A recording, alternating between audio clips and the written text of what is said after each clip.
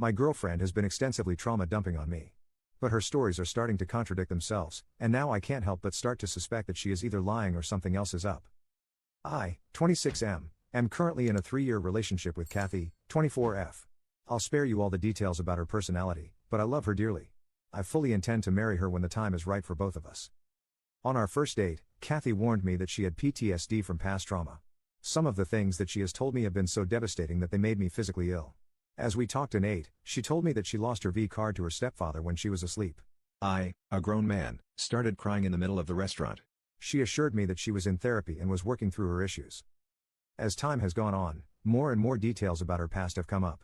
I am incredibly happy that she is willing to share all of this with me because I want to support her, but there have been so many contradictions that I'm confused. I don't even know how to bring them up. Here are several of the ones that make the least sense. She told me that her biological father kicked her so hard when she was 7 that it broke her wrist in 2 places. Later, when we were taking a bike ride together, she said, "I've never broken a bone and don't intend to now." She told me that her mother used to put a belt, a stick, and a wrench on the table and tell her to choose. She said she picked the wrench because fudge her, that's why. This is a scene from Good Will Hunting, told almost ad verbatim.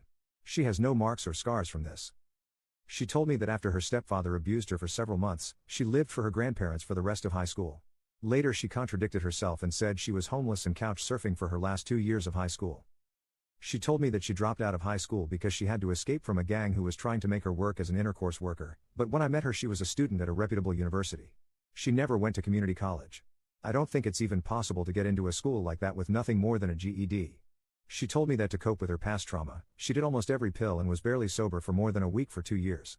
Later, when we smoked weed together, she got super high and said she had never tripped harder. I don't think someone who has done LSD and mushrooms would say that after smoking pot. It doesn't make sense. I feel like a monster for asking, was she even abused? I could understand 1 or 2 contradictions based on some inaccurate memories, but really? Why the movie scene monologue? Why does everything point to her having a privileged upbringing with the brand new Range Rover she bought as a freshman and fancy college degree with no debt? I don't know how to bring this up or how to make sense of any of this. I can't bring the issue up because if she was abused, it would crush her to be doubted. Commenter. Compulsive liar, by the sounds of it. Knew a few in college with the exact same kind of track record. The girl in the dorm room next to me only got caught when an RA called her mom to say the girl needed more support given the recent death of her uncle, and mom said never had an uncle. All of a sudden about 20 stories started to unravel. Update. Hi again everybody. A lot of people have expressed interest in an update to my situation, and since the situation is finally resolved, I figured I would take a minute to write out what happened. Admittedly, this actually ended last week, and, spoiler alert, I spent the following several days moving out. I haven't had a chance to update. A whole lot of thoughts on the matter have been stewing, so I'm afraid this is going to be long. For those of you who just want to know what happened and move on. She lied. We broke up. She tried to save our relationship by lying. I have ghosted her. For everyone else. After reading through nearly every single response to my post, I came to 2 conclusions. 1, my girlfriend was lying about, at the very least, the extent of her abuse, and, 2, she was only going to continue escalating these lies unless I put a stop to it.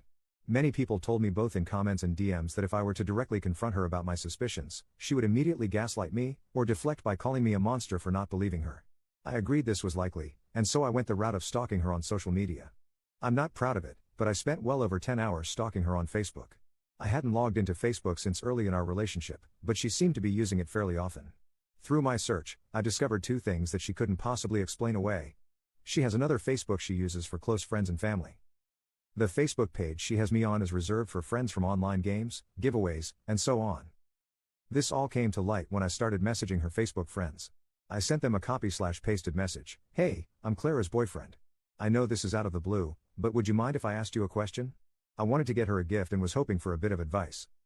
The majority of the people didn't respond. Fair enough. I assume many of the messages got automatically filtered. Of those who did respond, the vast majority didn't really know Clara, or only knew her online or didn't remember her at all. It was bizarre. Where were her college friends? Her not having high school friends would be right in line with what she told me before, but I know she has friends from college because she hangs out with them regularly, or at least she did until we went into lockdown. Eventually, I figured it out. She had another Facebook.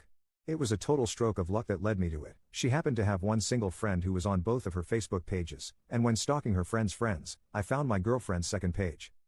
On her real Facebook page, everything she told me completely unraveled. Dozens of high school friends. Pictures from her high school days, ranging from class trips to dressing room pictures of her trying on new clothes to her sweet 16. Pictures with her parents with whom she seemed very happy to be having her picture taken. Pictures of her standing in front of a very large, very non-ghetto suburban house.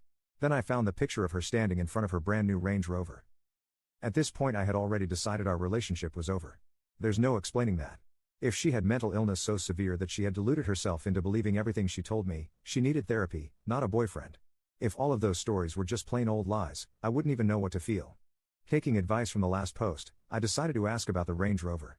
I wanted to expose her and figured it was an innocent enough topic to bring up out of the blue. She was sitting on the couch reading a magazine, and so I walked up and asked her about her car. I said it was really nice, and if she had inherited some money or something, to be able to afford it. She gave me a long theatrical inhale and exhale. She then asked me to promise not to be shocked, but it was Pandora's box.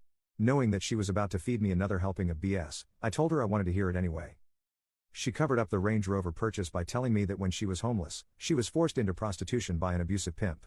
She said that with the money she saved by overcharging clients and hiding tips from him, she was eventually able to afford the car. Then she asked if I still loved her despite her past. So that was the end of that. I called her a liar on the spot. Aside from everything else, what really ticked me off about this lie is that street prostitutes don't make nearly enough money in tips to be able to buy an expensive car and pay for a college education. Then I told her that I saw her real Facebook. All of those pictures. For the first time in our relationship, she didn't have an explanation. I started my move out the next morning, the lease be damned, and finally was done with it in 3 days. She has frantically texted me saying she could explain and she was ready to tell me the truth. Yeah, the truth. I'm almost tempted to ask her for it just so I can experience another wild tale, maybe this time it being about her experience with witness protection on the run from the mafia or some other ludicrous story. Thanks again for all of the advice and help, everyone. I feel like a total idiot for wasting 3 years of my life with her, but I have high hopes for my future. I'm going to take a break from dating for a while though. Right now I'm staying at a buddy's house who has been nothing short of amazing. She does not know where I am. Commenter. She sounds like a narcissist, to be honest. I know someone exactly like this. Also, you called her Kathy in your other post? OP, haha, I just screwed up and thought she was Clara before. It has been 2 weeks. Her real name looks nothing like either. Commenter 2. My boyfriend was in a relationship like this for 5 years. She claimed to be abused and all sorts of stuff that didn't line up over time. She was also very manipulative and demanding of him, which I'd get that was also the case for Op. I asked him the same thing, how did it last so long? Basically I think love bombing in the beginning was the biggest factor. My boyfriend kept thinking it could get better if he fixed himself. She also wore him down with her stories/justifications and blamed him for misunderstandings, so he didn't trust himself and thought poorly of himself, so he got depressed and kinda gave up on life thinking he was so messed up, never questioning her actions.